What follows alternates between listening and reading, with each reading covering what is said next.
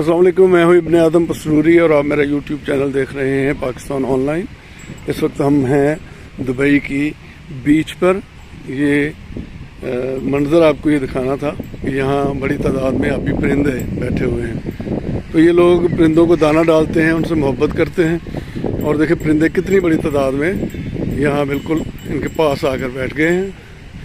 और इसके अलावा ये एक देखें, एक लड़की है, इसके पास उनके लिए कोई दाना वगैरह है, वो डाल रही है, तो परिंदे उनके पास आकर बैठ गए हैं। और मैं ये समझता हूँ कि परिंदों का शिकार नहीं होना चाहिए, बल्कि ये फितरत का हुस्न है और इनके साथ मोहब्बत करनी चाहिए। यहाँ भी एक फैमिली बैठी है, ये भी परिंदों को दाने वगैरह डाल रही है।